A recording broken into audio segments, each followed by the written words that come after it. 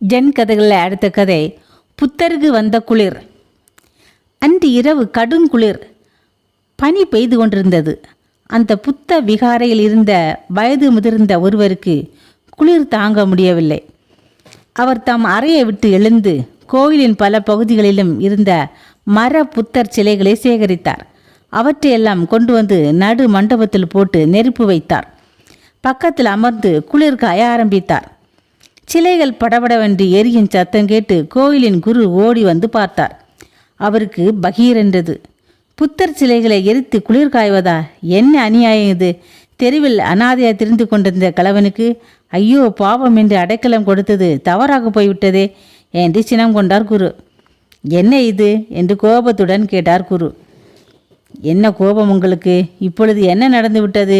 என் குளிரை புத்தர் போக்கிவிட்டார். பாருங்கள், புத்தர் கருணாமூர்த்தி அல்லவா? வாருங்கள், அப்படி அமருங்கள், குளிர் காயலாம் என்றார் முதியவர். என்ன உளறுகிறீர்கள்? நீங்கள் எதை எரித்து குளிர் காய்கிறீர்கள் என்பது உங்களுக்கு தெரியவில்லையா? தெய்வத்தையே எரித்து விட்டீர்களே என்று பொங்கினார் குரு. ஓகோ, அப்படியா என்று சாம்பலை குச்சியால் கிளறினார் முதியவர். என்ன செய்கிறீர்கள் என்று கத்தினார் குரு. நான் எலும்புகளை தேடுகிறேன். எலும்புகளா? அதில் எப்படி எலும்புகள் இருக்கும்? உங்களுக்கு பைத்தியமா? இருக்காதா? நான் எரித்தது புத்தரே என்றால் அவர் எலும்புகள் இருக்க வேண்டுமே. எதற்கும் இன்னும் சில சிலைகள் மிச்சம் இருக்கின்றன.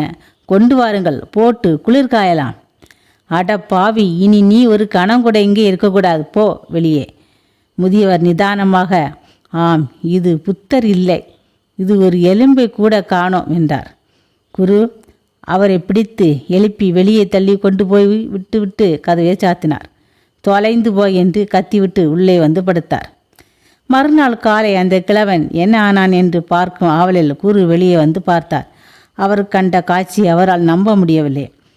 அந்த பெரியவர் ஒரு மைல் கல்லின் முன்னால் அமர்ந்து காட்டு பூக்களை அதன் மேல் தூவி புத்தம் சரணம் கச்சாமி என்று தொழுது கொண்டிருந்தார்.